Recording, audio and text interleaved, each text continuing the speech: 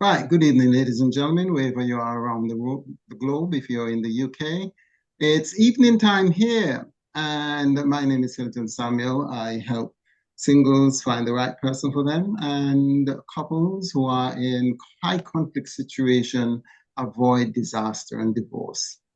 This evening, I want to talk to you on a matter that is near and dear to my heart. The topic is you don't have to be single if you don't want to be single. And I'm speaking directly to people who want to get married.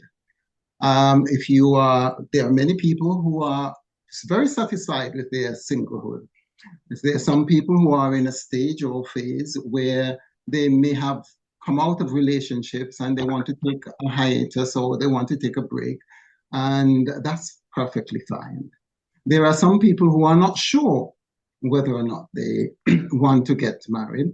And there are some people that I find who say, well, if it happens, it happens. If it doesn't happen, it doesn't happen. And they are nonplussed about it. And then there are people who feel called of God to maintain singledom for the gospel's sake. And that is fine. But for the vast majority of people who desire to get married, who want to get married, who want to share their life and love with someone else, who want to be loved and who want to get in a relationship that they can synchronize and have an enhanced relationship, these are the people that I want to speak to. So if you're such a person, please feel free to stick on, listening, engage with the conversation. I did have a number of things to share with you, but as things would have it, as the enemy of souls would have it, just before I came on, I was on another Zoom call, and my computer decided to pack up. So I don't have access to the PowerPoint and the videos I would like to share. And there are some documents I would even like to give you for free, but I don't have access to them right now. I need to get that computer sorted out. So I'm really doing this broadcast from my phone. So bear with me as we go through this session. Now, there are a couple of things I want to suggest to you. I want to suggest to you, and both the Bible and evidence bears this out, that human beings are gregarious creatures. So we form relationships and we like to be in groups. In fact, there are two major drives that have been programmed into us. And both of these drives, one of them you probably would know, that is to survive. There is an instinct within us that we need to survive, and we will do anything and everything, like most living creatures, to survive. And one of those things that we normally do to survive is to reproduce ourselves. So there is another interesting instinct that have been embedded in all of us, and that is to attach, to form connection. And some people, one person even argue that the drive to connect, the drive to form an attachment is just as strong and perhaps even stronger than the drive to have food and appetite. So having said that, the designer, which we of people of faith know to be God, whoever the designer, if he has designed that drive within us, then I am pretty sure that he has ways of satisfying that desire. So one of the truisms that I share with people, wherever you have a desire, there is a surefire way to satisfy that desire. The designer, the creator, is not a person or a being. It's not a being who is a sadist, who will just frustrate you by giving you a desire and you're not able to fulfill that desire. So if you have a desire, and the Bible does say that he will give you the desires of your heart. Now, there are caveats to this, and you probably would come up with many of these caveats. And I have a question for you. I'm not able to see the chat as much, but maybe Eve could read them out to me. I have a question for you. and let me hear your thoughts on that. Do you think, do you think that there is a time and a place that you should give up looking for love? Or should you give up looking for love? So pop your commentaries on this question in the chat for me, or you could unmute yourself and let me find out what you think about this. Do you think, or should you ever give up trying to find love? Question. Let's just hear what you think. Anybody? Are you still hearing me? Okay. We have Okay. one person says don't know, and another says after a while you get tired. Oh, Okay. a third person says never close the door. I like that. Okay, Susan, go ahead. She's got her hand up. Okay, go on, Susan. The difficulty, if I'm totally honest, for me as a woman in the Adventist church, is there is a disproportionate number of women to men, and it's never addressed anywhere. And my concern is, how am I supposed to find somebody who's not there? Okay, I'm going to actually address that, and I know that that's a common frustration for many people, or a common statistics that is given the disproportionate, not only in the Adventist church, but in most of Christendom.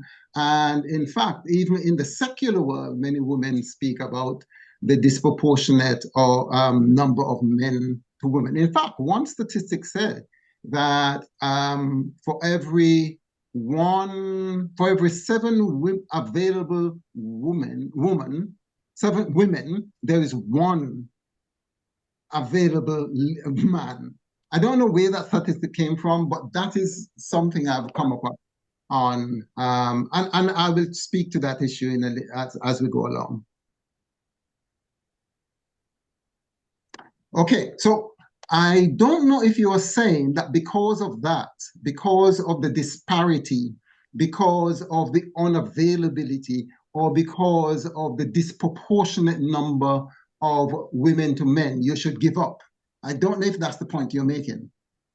No, I wasn't trying to say that's a reason to give up. I'm just saying Okay. this is the reality. And I think sometimes as a church, we can decode it. Or if we're not in that situation, it seems to just gloss over people who are not in that situation, gloss over their eyes. They don't really see the reality of it. I mean, just look at the names. I mean, there's some people on here, I don't know whether they're male or female, but if you just look at the names of the people on here, there's tons more women than men. This is a classic example.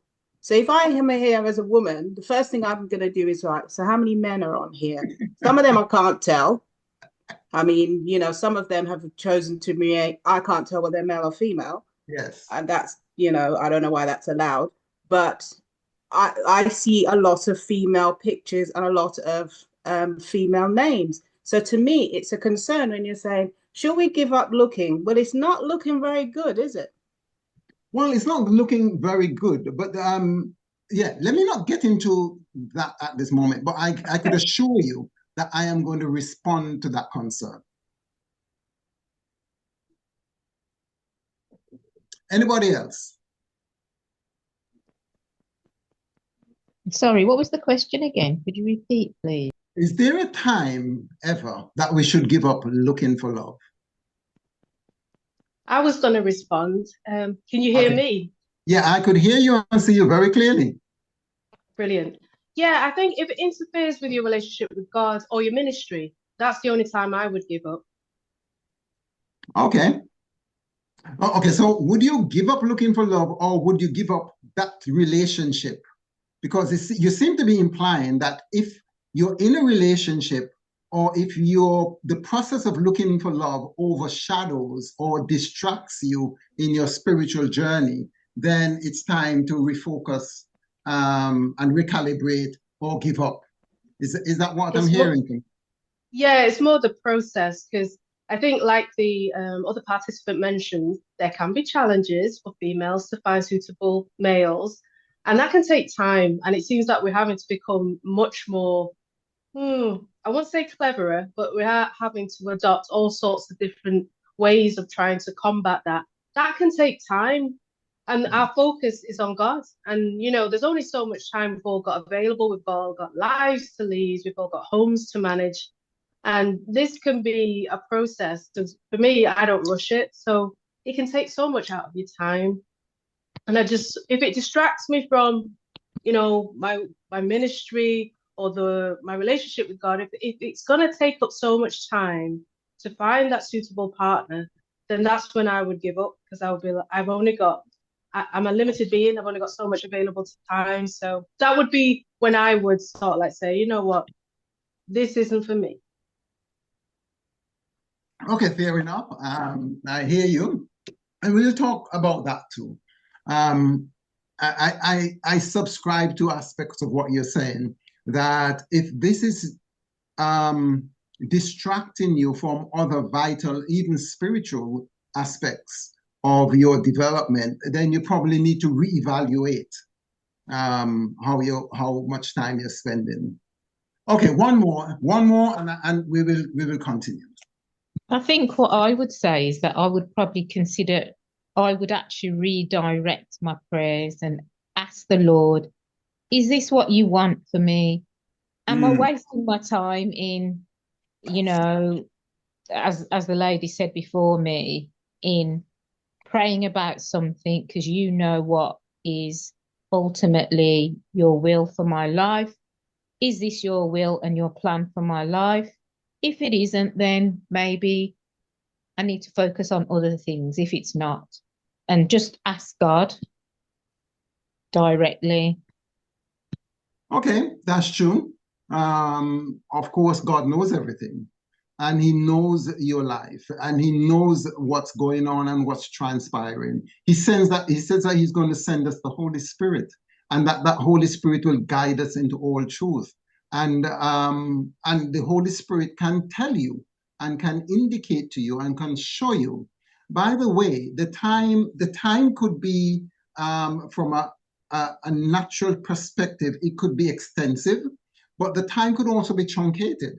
The time could be be shortened with the guidance and the help and the discernment of the Spirit. That it could be short, it could be long, it could be medium. Again, let us look at that as we go to the question and answer section. So let me just try to get back on track on what I'm thinking about. It doesn't matter where you are in the journey of life. Yes, there are times when it is easier than other times. Yes, there are phases of your life that is more challenging than other phases. There are optimal phases where, seeking love and getting someone in your life is far more facile and easier than others. But I want to suggest to you that it doesn't really matter where you are. It doesn't matter if you're a single parent. It doesn't matter if you're over a certain age. In fact, I could tell you over 61-year-old lady, and in fact, there is another one in her 70s, who we spoke, we worked together, and even in my mind, I had certain kinds of doubts, but we followed a certain procedure, and prayer sequence. And I want to say to you, hallelujah, now she's married. She's now, we've been working for last year, starting from the year before into last year. Now she's married. So it doesn't really matter the age. I remember a lady from Montserrat, and we thought there was a running joke in Adventism that she was going to become an Adventist nun. She was a very dedicated Christian. And, years on, when she was in her 60s, the upper 60s, we heard that Sister Mary D was married. And we were absolutely bowled over that, in her later years, God blessed her. So it doesn't really matter. And I'll tell you a quick story too. I'll tell you another quick story. There's a story I like to tell. Some of you might have heard it if you have listened to me on other platforms. And it was of a young lady. She was in her early 20s. And of course, she was in the bloom of young youthfulness. And that was a time she wanted to get married. She wanted love, like most young people would do. And by chance, she had to go to the doctor for some irregularity that she was feeling or sensing. And the doctor surgery called her and told her one day that she has to come in and see the doctor. Of course, she went in, she saw the doctor. She didn't have anything in her mind because most young people don't think about sickness and they don't even think about death. They think the world is their oyster. And she got the news that no young 22 young person should ever hear. She got the news that she was at an advanced stage of cancer. She was absolutely shocked and flabbergasted.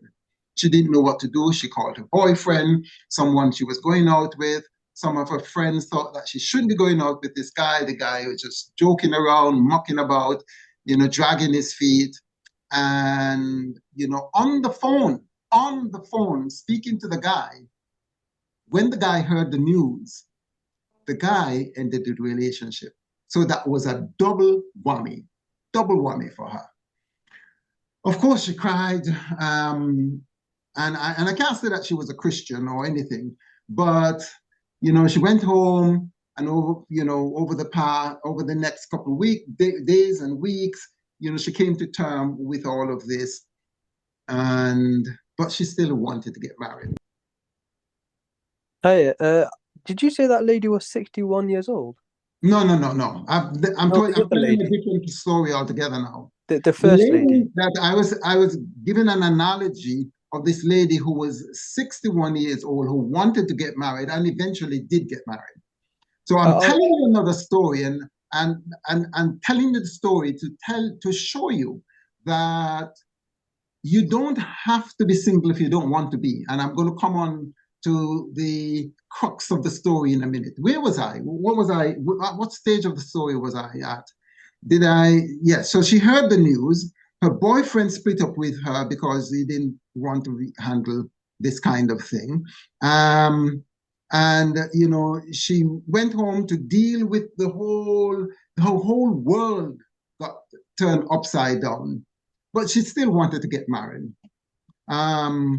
They put her on a course of medication and, life went on. She settled into life with this challenge, this major health challenge. And, from time to time, her best friend, they would talk to each other and, she would speak to the best friend about her desire of getting married. She followed a certain process, some of which I'm going to talk to you about. And, she knew at the back of her head, look, this thing might take over her life. She may not have a lot of time and life left, even if it went into remission. She didn't know what was going to happen. Anyway, she had a vision board and, she and her friend would speak from time to time. And interestingly, she had a certain criteria that she wanted to meet. One day, her friend worked in a man shop, selling clothing and items for men. And two guys walked into the shop that day. And, the friend was attending to them and he heard them speaking. And as she heard them speaking, one of them said something that clicked. And she said off the cuff, she said it to the guy, oh, my friend and I, we're having a get together on the weekend. Would you like to come? Bring your friend along with you. She just made it up off the cuff, just because something that the guy said clicked based on what her friend wanted. So she rushed home after work that day. And even though there wasn't any event planned, they got the event together. They made up the event and got it together, got a lot of other friends to come. And the guy did show up. And she introduced the guy to this girl who had the terminal illness. And they spoke, and things went well. For some reason or the other, they kind of clicked. And the guy took her number, they started talking, they went back and forth, and the guy got more and more and more and more interested in her. After about a year, as they bounced back and forth, she was in her mind, she was confused and conflated. She didn't know she was bonding with him, of course, but she didn't know what to tell him. She didn't know if she should break the news to him, and she decided she was going to break off the relationship because it's going to be futile in her mind. So she broke off the relationship, giving him some kind of excuse, but he wasn't going to have any of it. He wasn't having any of it. Eventually, she did tell him, look, this is this situation, and this is the case. And he decided, that he really actually liked her. And there was something about her that jived well with him. There was something about her being. There's something about her personality. There's something about the way she came over that synchronized with him and actually made him feel even better about himself. And he made the decision that regardless of what the situation is, he wants to marry her. After about a year and a half, they got married. They did get married. It would have been good to tell you that they had a wonderful life after that. They had a good 5 years where they enjoyed their marriage together. She did succumb after 5 years, and sadly, she passed away. Why am I telling you this story? Or why have I told you this story? I want to tell you that even though many of you are looking at all of the possible negative obstacles of getting married, man shortage, and by the way, God does not have a man shortage problem. I have this saying, and I will say this again and again, that the limitations you see around you, God is not limited by them. God is not limited by your limitations.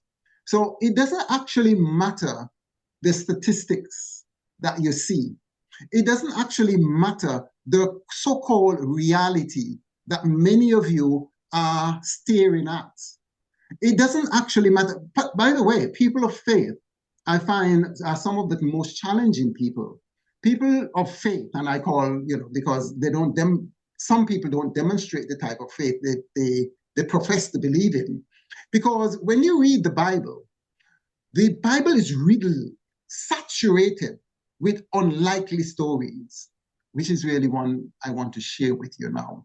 If you have your Bibles, I want you to turn with me to 1 Samuel. 1 Samuel. Get your Bibles out. I want you to read along with me. By the way, Eve, how much time do we have? Another 30 minutes.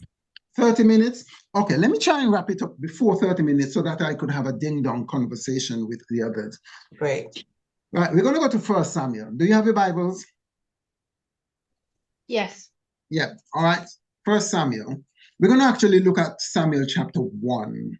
And in the interest of time, I am going to, because I have something to tell you. And in fact, I actually had some presentation videos to show you to prove the point that I'm going to make. But we don't have that, so we have to use our imaginations. Right? Do you have 1 Samuel now?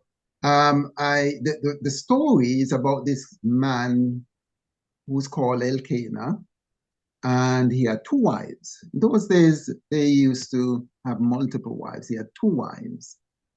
And one of the wives was a lady called Hannah. You remember her?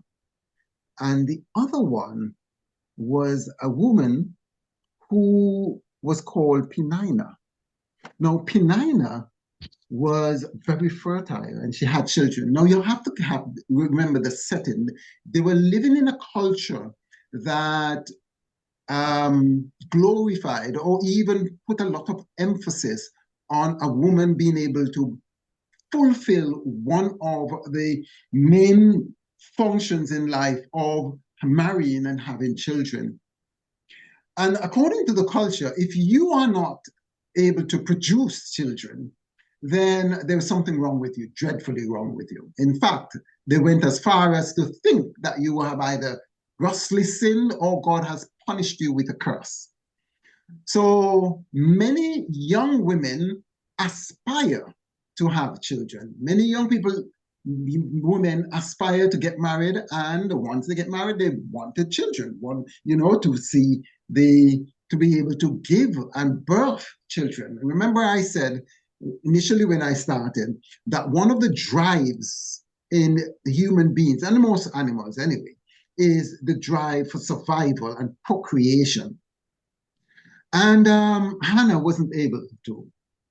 And not only was that a terrible thing, the double whammy is that Penina used to taunt her and haunt her.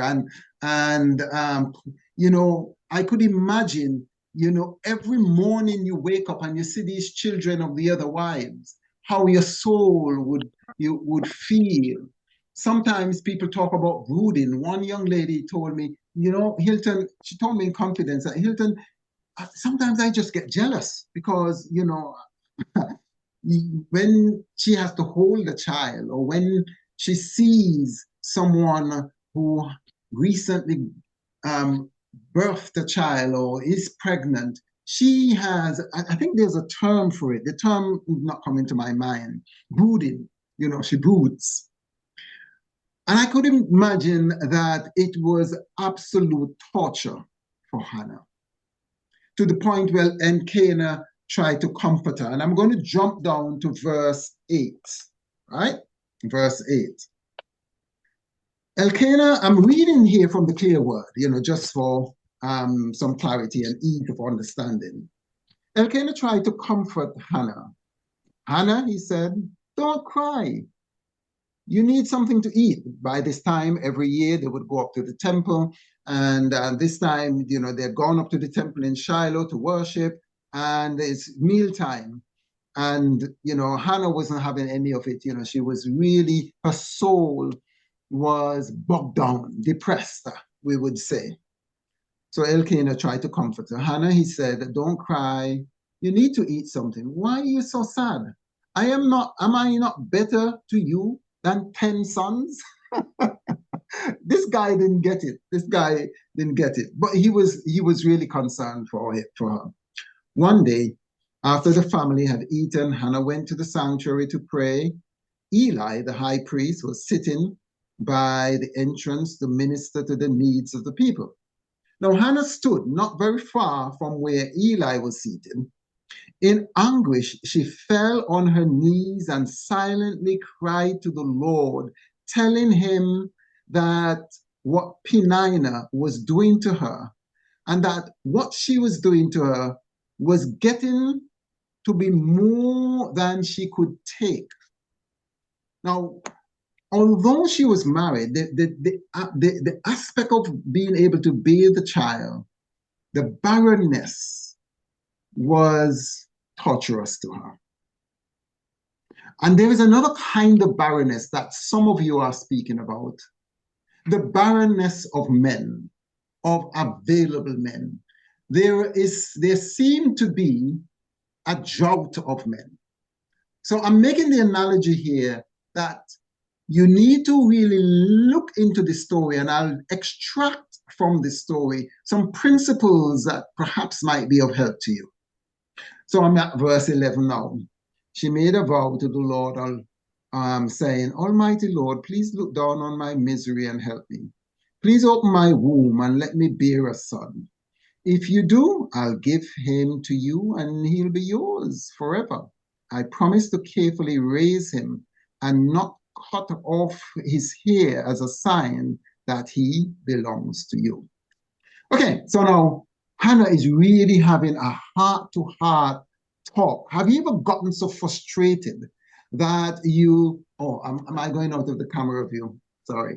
Have you ever gotten so frustrated that you really have a go at God? Well, she really let out her anguish, her frustration, and how she felt. But the point is, now the Bible is saying that Eli, the high priest, saw Hannah's mouth moving. Her eyes were closed, and though her lips moved, he heard no sound. So he decided that she had been drinking, and he scolded her, saying, "How long are you going to stay here and attract attention to yourself? You need to go home and sleep off your wine and stop drinking." Okay. Hannah got up off her knees and said to Eli, "Sir, I'm not drunk. I'm grieving. I have not touched one drink. I was pouring out my problems to the Lord and hoping that he would hear my prayer." You notice she was pouring out her heart. And her voice, the audible voice, wasn't heard. Her soul was speaking to God.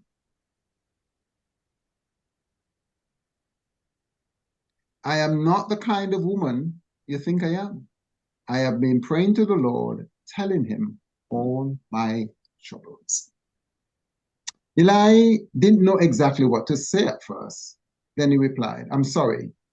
Go in peace, and may the Lord, the God of Israel, answer your prayer and give you what you have asked for." So the prophet spoke into her life. Hannah smiled through her tears and said, "I hope you will think kindly of me and remember me in your prayers." Her sadness seemed to lift, and she returned to Elkanah. At the next meal, she was able to eat without being despondent. I'm going to drop an anchor here. So she returned home. She returned home. Now, I have a question for you. When Hannah left the temple, left Eli, did anything change? And by that, I mean, did anything in her external environment change?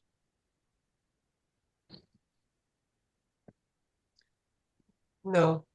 No, nothing changed.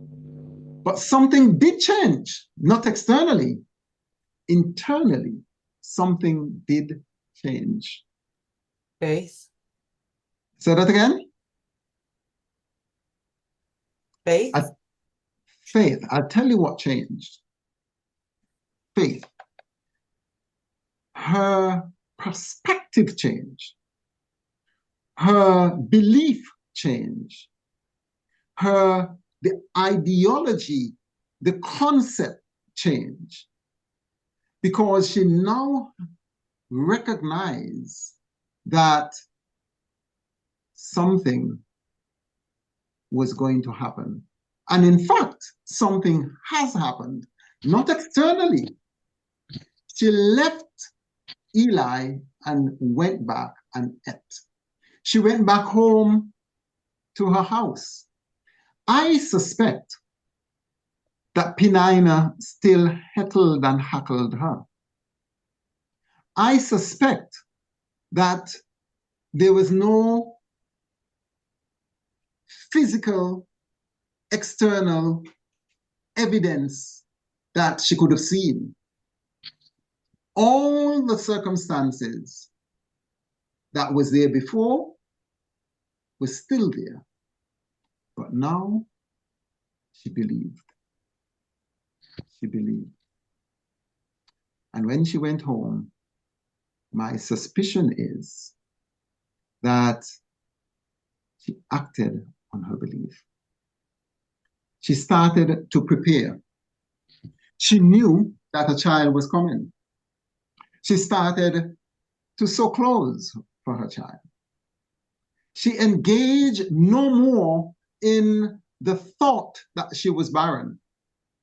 She didn't engage in any contention and any quarrel, in any bickering with Peninnah anymore.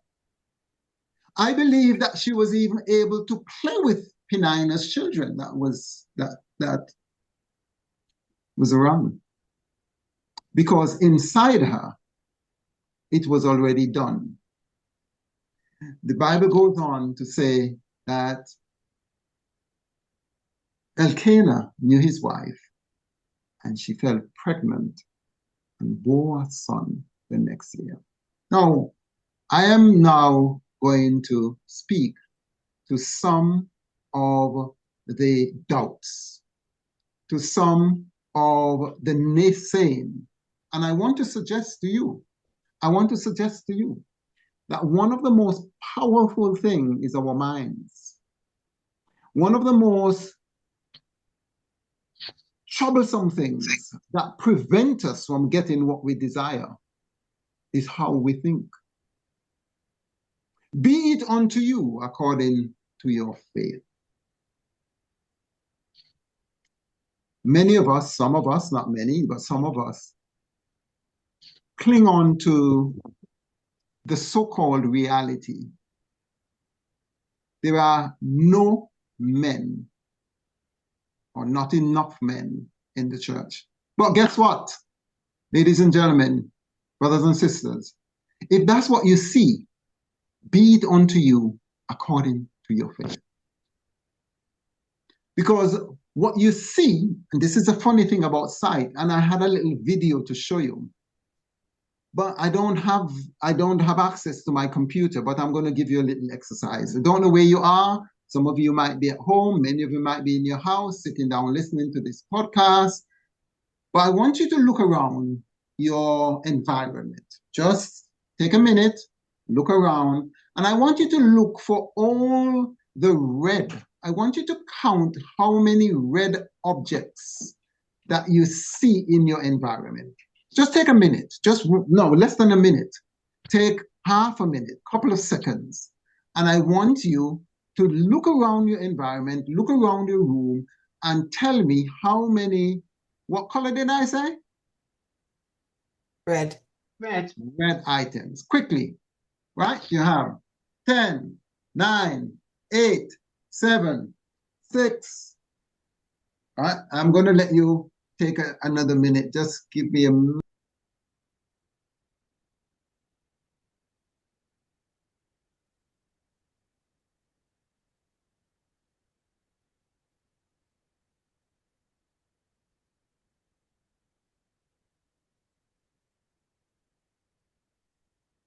Okay, are you ready? You finished? Yeah, so we've got no red, 5, 1, 10, 1, 2. Okay, well done. 10. Now, here's another quick question. Now, you're not going to get a chance to. How many blue things did you see? Aha. Did you see any blue? Oh, you know what? You might be looking for blue now. They weren't looking. You weren't looking for blue. One says Guess why? 7. But there are blue things around. Now, let me expand this to you because this might have happened to you. Recently, a couple of months ago, my wife had to change a car and she got one of those MG cars. And later that week, she came back home and said, you know, Hilton, I can't believe how many MG cars are on the road. I said, yes, I could believe they were there all the time, but you just didn't see them. You weren't aware of them. And here's the point I'm making, guys. Here's the point, because it happened to me. It happened to me that the fact that many of you are so focused, A, on the no good men, guess what you're going to be seeing? No good men. B, on no men at all, guess what you'll be seeing? You are not seeing the men. I guarantee you, $1 against a dog biscuit, that there are indeed men. I want to suggest to you, those of you who are saying, oh, there are no men. As we speak, there are men getting in relationship to women. I am sure that you know of people who have gotten married in the last year. Now, I am not saying that the statistic is wrong. I am just saying your focus. your focus might be hindering you. I go further to say that we live by faith and not by sight. Those of us who are Christians, we live by faith and not by sight. I'm going to tell you another scarcity story found in the Bible. Oh, there's so many of them. I don't have time to tell you on this podcast, but you probably know them yourself. I want to tell you a story that you very well know. I could tell you about the bread and the fishes. I could tell you about the fact when Jesus said, when somebody came, I think it was Peter, who didn't have enough money to pay the taxes, and Jesus told him to go and get this fish, and he got the fish. But I want to tell you of this instance when they were in a ship and a storm whipped up. No, not that time. When Jesus sent them ahead, Jesus had spoken to the multitude, and Jesus sent them across the river. He went up into the hills to pray, and while they're on the river, Jesus came and walked on water. Now listen to the story, right? As he was walking towards them, something happened. They looked up and saw this man walking on water. Now, the interesting thing about it, if you read the story on surface level, you would miss a couple of things. In their minds and paradigms, men cannot walk on water. So because they believed that no man could walk on water, guess what they did? They made up a story in their minds to rationalize what they were seeing. So their mind said, subconsciously, since man cannot walk on water, this must be a ghost. So Jesus came walking on water, and he spoke to them. And there were about 12 of them in the boat. And one of them, a guy called Peter, I mean, just think about it. There were 12, but something flashed in this one guy's mind. He said, okay, well, if it is you, Jesus, you tell me to walk on water like you. Now, that's a vague possibility. Just imagine. Everybody knew that men cannot walk on water. But there was that little spark that said, hold on, if it is really Jesus, there is a remote possibility that I possibly can too. Okay, Jesus, well, if you walk on water, you tell me to walk on water. And if you tell me to walk on water, I will walk on water. So said, so done. Jesus said, come. Without thinking, without rationalizing, without weighing up, he stepped out of the boat and started to walk on water, the story goes. Now listen. Everybody, are you hearing me? As he started to walk on water, his cognitive, intelligent mind kicked in.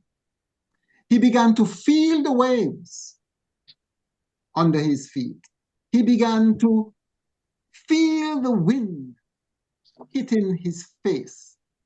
And the reality, get me now, I'm landing here, the reality of the situation hit him. And guess what happened? He started to sink. And he cried out to Jesus. Jesus reached forward. Story goes, caught him by his hand. And here is the powerful thing, the powerful. Why did you, or what the statement Jesus said? Something along the lines, why did you lack faith? Why did you give up your faith? Okay. So I have an experiment for us to do. Let's make this practical. Let's make this practical. I am not denying that there are few men in the church. But I want to say to you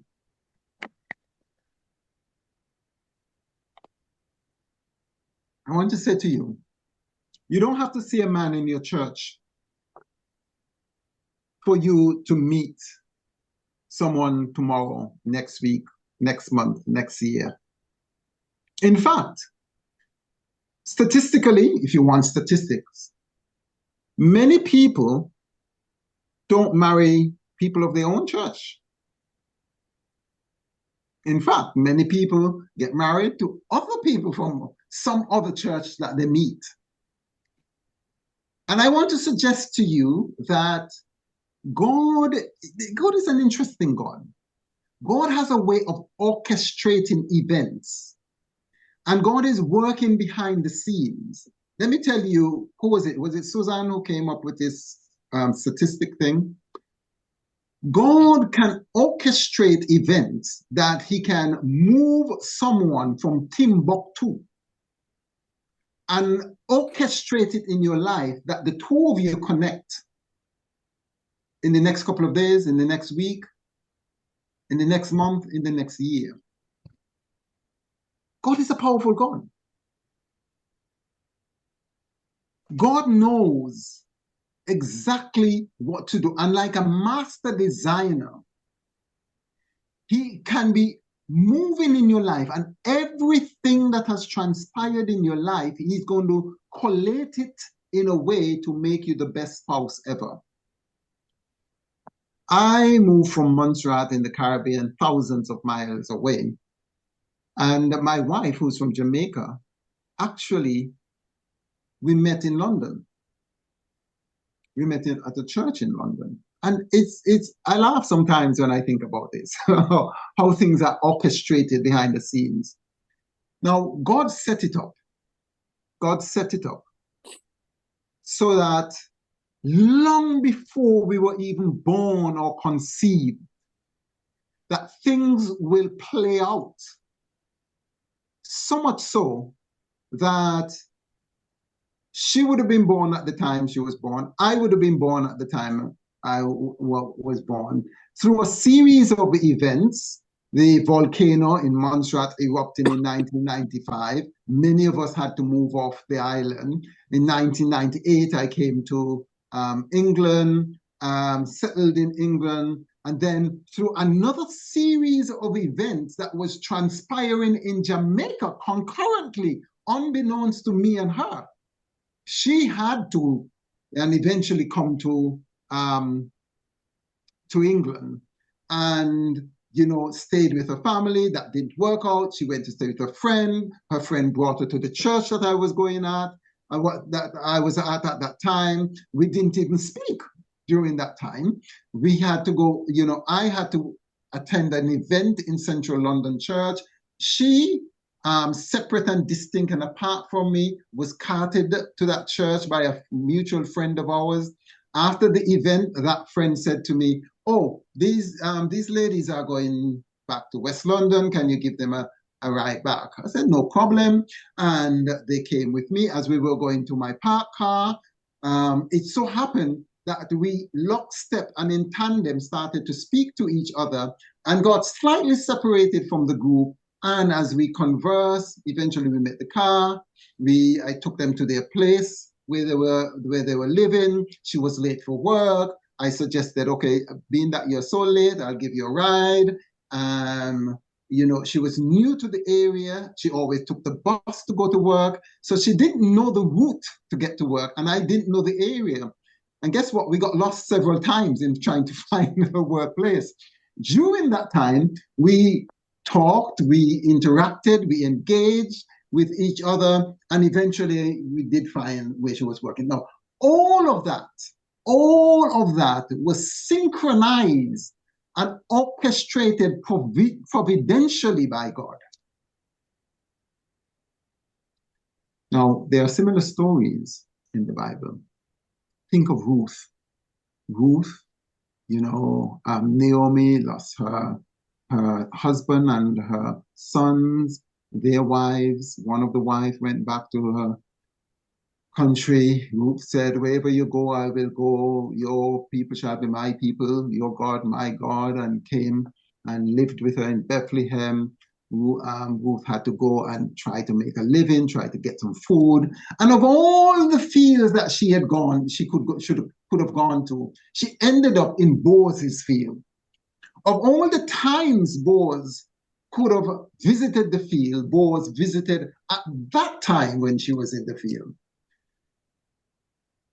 Boaz saw her, inquired about her. Listen, I could go on and on. I could go on and on. Brothers and sisters, ladies and gentlemen, I want to say to you, the first thing that you need to do if you're looking for is to give up the doubts that you have, is to recognize that we serve a mighty God, is to realize that unbeknownst to any of us, I could tell you stories of people who are unlikely candidates who do get married. So, well, if you want to believe that, the chance is slim and that there are no good men left, there are too few men, and you are not going to be able to find one, that's fine. But be it unto you according to your belief. But if you do really, seriously want to, I want to suggest to you that as you're looking for someone, someone is looking for you. I want to say to you that God does want you married.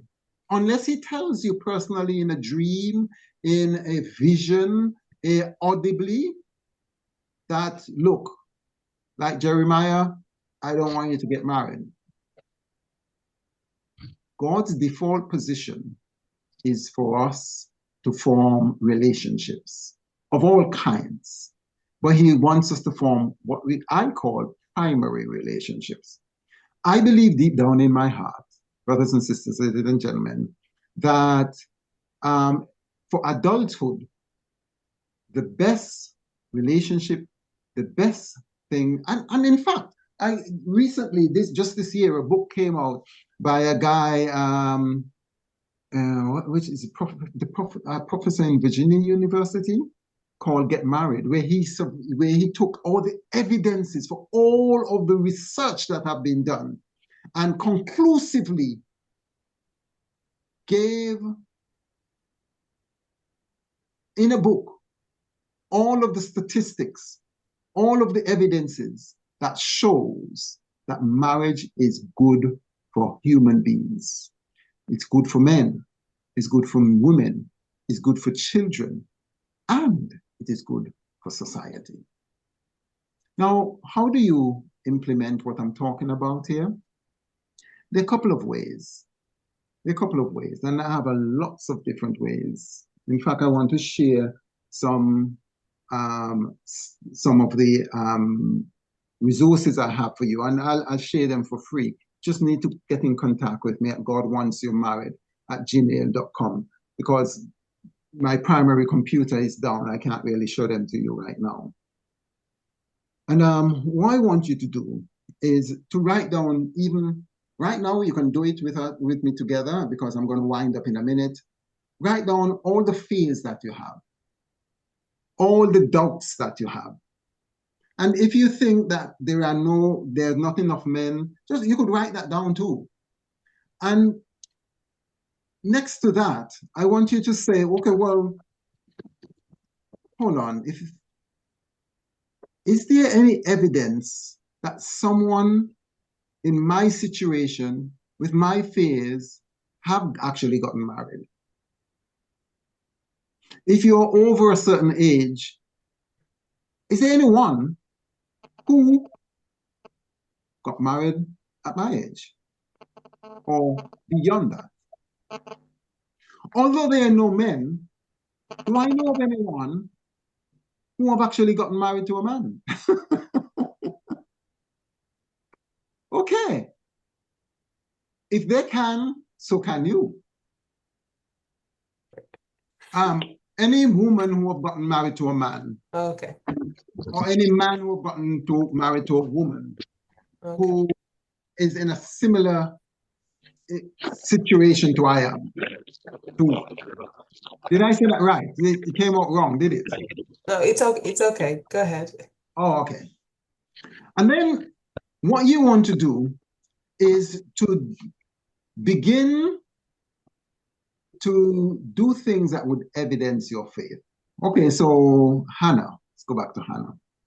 When Hannah got convinced that God was leading and that God would answer her prayer, you know what Hannah did? Hannah started to prepare.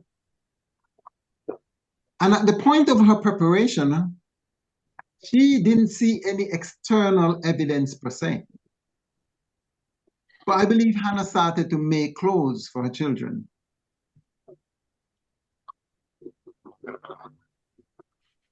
And I believe Hannah started to make herself available. And there's a concept that I normally talk about,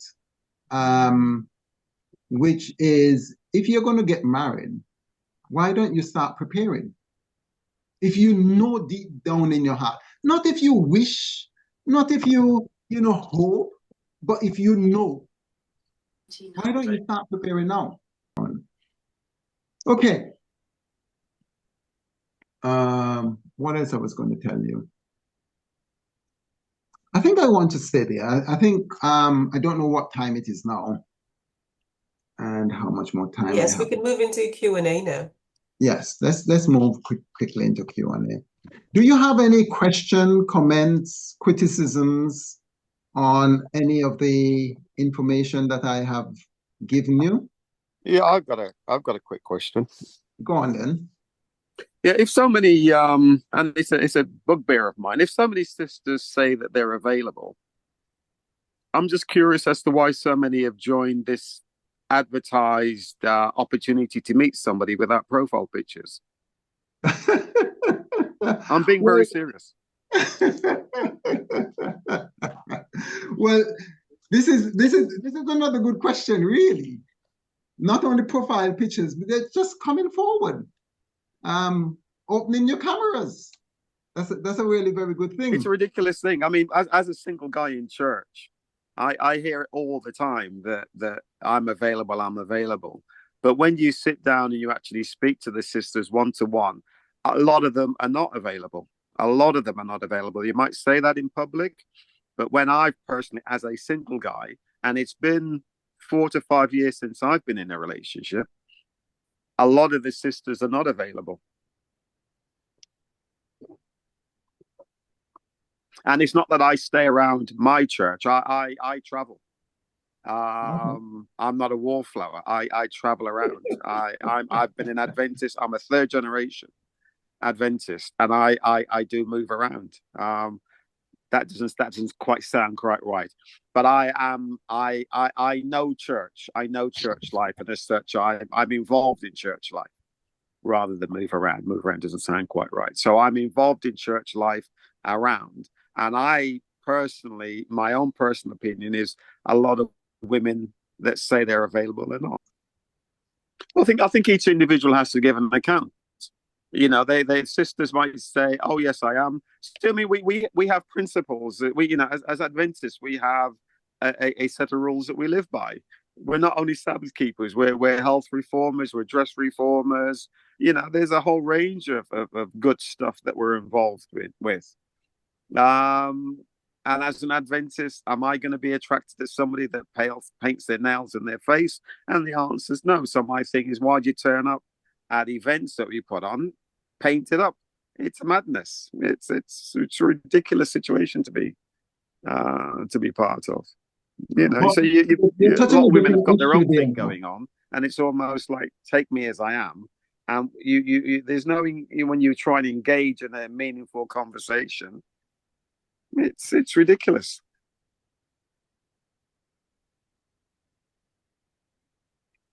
So I'm getting the impression that you're saying that, well, one, the women, many, not all of the women, but many women purport that they're available, but they are curiously not. Yeah, far too many, Hilton. Far too many women say that, yes, I'm available, and they're not.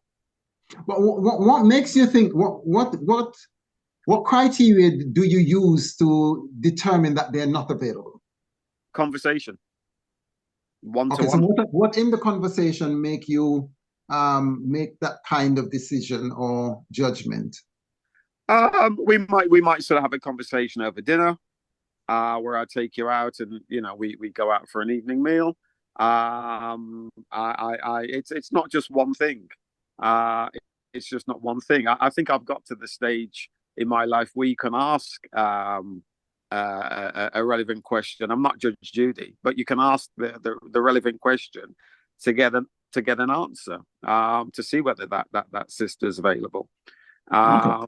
And in response to the questions that you ask, it's a lot of the sisters are not available.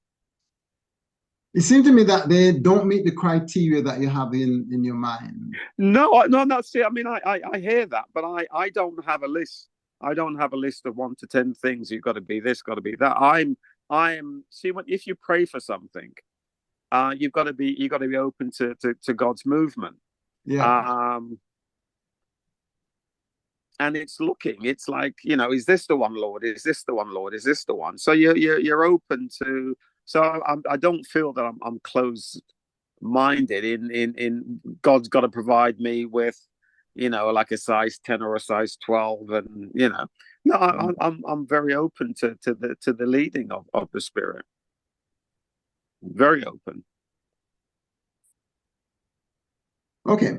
Well, there's not much I could say to that. I would encourage people, one, to put their cameras on or put a profile picture up if you're very serious about this. I can encourage people to engage in meaningful conversation and be available, but there's not much else I could actually say. I think there is a hand. I wanted to say something, but I just don't know how to put my hand up. Sorry, I'm doing it from somebody else. I think somebody else is before me. Okay, well, you're on. You go ahead. We'll All right. To Viano. Sorry? No, we'll get to Viano. You go ahead. Yeah, it's a few things. I've got lots of things to say. I think it's a nice idea for everybody to put the cameras on. No, even if you don't have your cameras, have a picture at least. Profile it's picture. Just profile picture is just manners. What I've noticed in the church, a lot of men who are mature, they like to go for women who are much younger. What I've noticed, a lot of the men in their 60s are approaching women in their 40s. Okay. This is my lived experience as well. And it's happening too often. And I'm a little bit confused. Why wouldn't they go for a woman who may be nearer to their age? And there's a lot of women of that age that's available. I hope I'm making sense. Are you asking a question? Can I, as a 60-year-old, can I come back to that? Yeah, go ahead. Go on then. It's a nonsense. It's an absolute nonsense. You meet somebody, and they have to be age appropriate. I wouldn't consider dating a 40-year-old. Somebody that you date or show interest in has to be age appropriate. But it's happening too often in the church. No, when you say the church, because I am the church, and it doesn't happen in my church, and it doesn't happen around. Well, I've seen it a lot. I've seen. Well, yeah, but you can argue. In men in their I can't say for all the men, but I'm seeing it too often. A lot of the men, and also I used to work in another dating app, in another dating group, and a lot of the men in their 50s want women in their 30s. A lot of the in their 30s or late 20s, they used to request that match. And I've met a lot of men in their 60s who want to date women in their 40s, 45, maybe late 40s. And I've seen it quite happening quite a lot. Yes, Susan? Claudia, it is. So oh, Claudia. Oh, sorry. You sound just Julia, like Susan. Uh-huh. These particular men, are you interested in them? No. Okay. That's all I wanted to ask. No. I just wanna back that up, what Julie's saying. Just to confirm that yes, I did meet a gentleman who's I think he was 63, and then he said, how old are you? Lady doesn't tell. And then I said, how old do you think I am? And he said, I would say 35. So I'm like, okay, so you think I'm 35 and you're happy to consider me for a partner. So it is happening. Men want younger women. I'm not 35, by the way, but the point is, you know, the fact that he was that age and he thought I was that age, and do you know what I mean? It is happening. And I was like, oh, how about you go for someone round about your age? Because I'm, you know, and they were like, nah, women my age are a bit old, you know, I'm a bit young and all of that. So it is happening. Men want younger women because it seems as if there's a shortage of men. So I feel like they're like, yeah, let's go in for the young ones, you know, because there aren't any men, you know, that appreciate any man sort of thing. So it is happening. Is it if you're attracted to somebody, there's a whole lot of other things that you look at outside of age. So if you're saying, sisters, that you know that a guy is, you know, there's a cutoff point, and if you're over whatever age, you're then on the scrap heap. But that, to me, that's nonsense.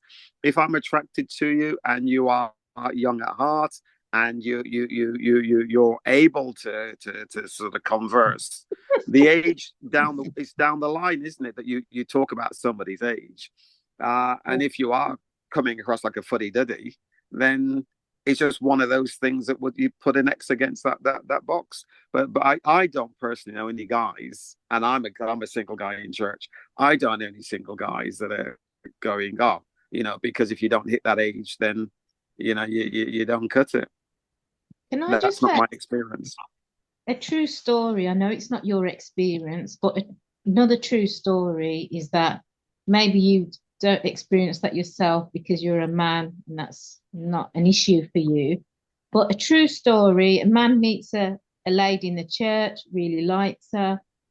He realizes that she's 3 years older and he decides that he doesn't want to continue getting to know her. Reason being, he said he wants somebody nearer to her own age.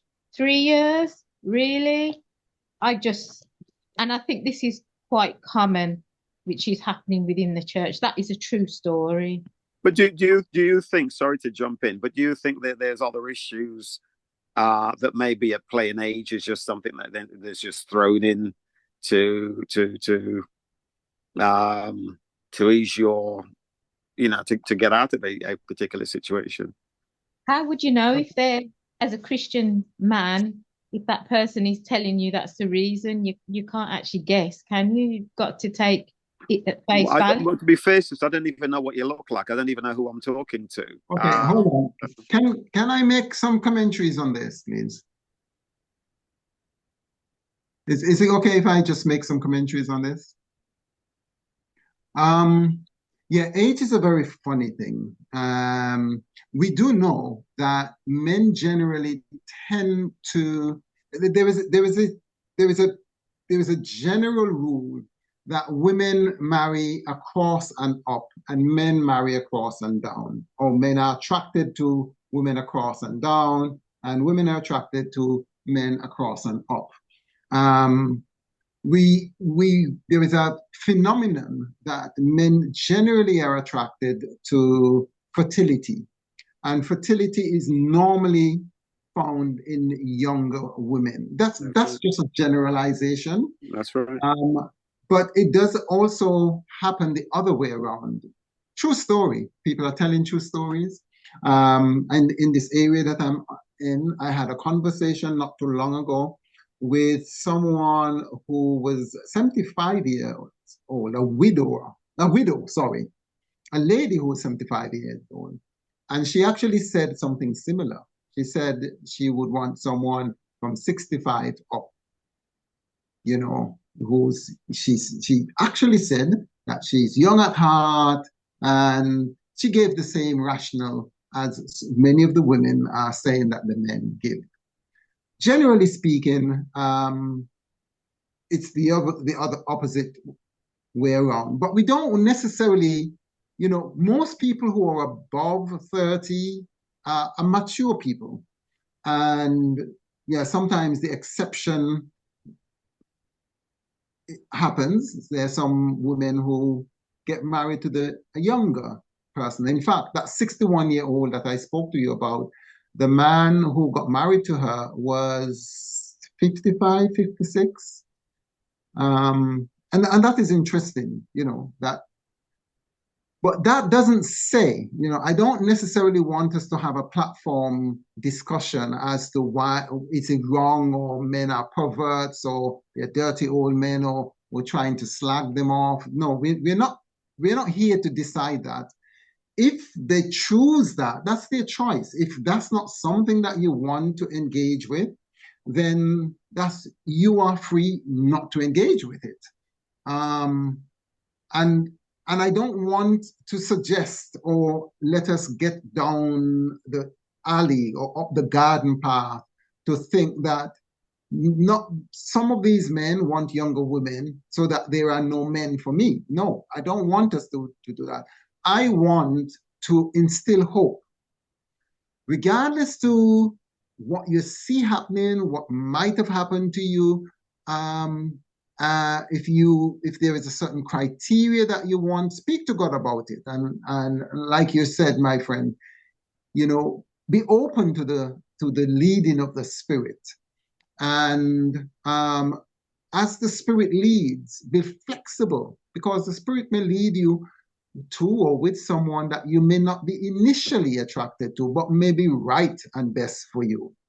That's right. And the Spirit could also lead you to the person that is you are drawn to, and it's right. That's All right. I'm saying, be open and flexible. Do not get caught up, because I am sensing, some of you women are giving the stories. I'm sensing that you are criticizing that criteria that the older men have. I'm sensing that you might think that it's not right, but I'm not making a moral judgment on it. Everybody is mature.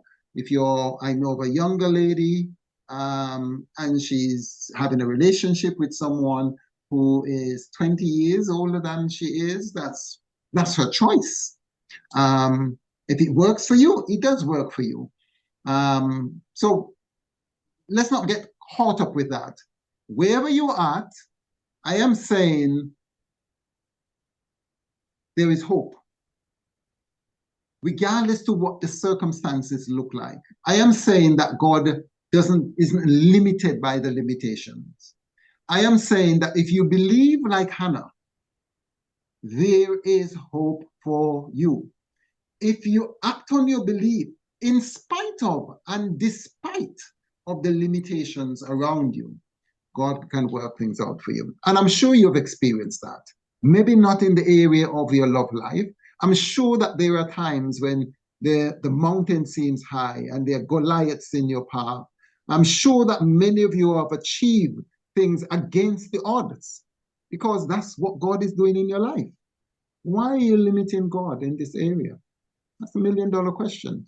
I don't want to entertain any more discussions on, older men and younger women. I mean, people are free moral human agents, as long as it doesn't break the law, and all that sort of thing. People have choices. People have choices. So that's what I want to say on that issue. Are there any more questions?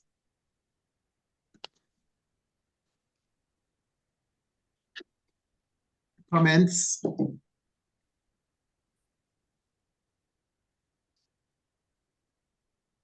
Okay, well, it's a plum pleasing pleasure being with you guys.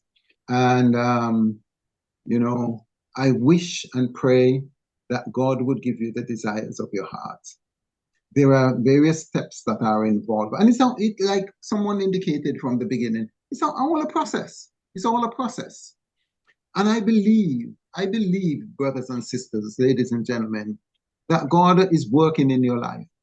And God wants to work in your love life. I suggest, and I'm going to give you another little idea now, that you change the way, I've developed a course, you change the way you pray. You no longer pray for God to send someone in your life. I believe that your husband or wife already exists. They are as real as you are real. They exist now. God didn't make Boaz immediately when he showed up in the field. Boaz existed long before then. And so, again, I repeat, as you look for someone, someone is looking for you. Now, of course, there are certain dynamics that go into the process of looking, but you can be sure that God could lead you to that person tomorrow, next week, next month, the month after that. And there are two types of faith. I want to end with these two types of faith, all right? Two types of belief. There is expectant belief and there is hopeful belief. Would you like me to talk to you about these two types of beliefs? Yes, yes, sir. All right, I'll talk to you about these two types of beliefs. Which one do you want to hear about first, hopeful or expectant? Expectant. Expectant. All right, tell your story. So I often tell this story when I'm giving presentations. There was a farming community who had a drought. And obviously they depended on their crops to survive, they're peasants. And the seriousness of the drought was of such that all of the Christian religions in that area decided that they're going to announce a day of prayer and fasting for God to send rain. And on this particular date, they got together in an auditorium and they prayed long and hard from the morning onwards. And about 12 o'clock, the clouds rolled in and a thunderstorm struck and rain began to rain down like what they would say dogs and cats. And everybody scattered to find shelter. Everybody except an 8-year little girl who had her umbrella. The people were hoping that God would send rain. The 8-year-old child was expecting that God would send rain, and she was prepared. So when you go to the doctor's surgery, they put you in what is known as a waiting room. Do you sit there and hope that a doctor would attend to you? No. You sit there and expect the doctor to attend to you. You'll watch the display board for your name to come up or for someone to come out and call your name and take you. And here is my question to all of you who are listening. Are you hoping to get married? Or are you expecting to get married? I want to end by saying, look, if you really want to get married, you can. And God can help you. I can help you too. I can support you along the process.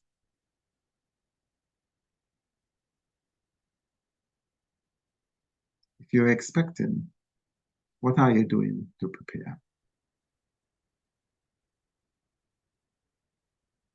My name is Hilton Samuel.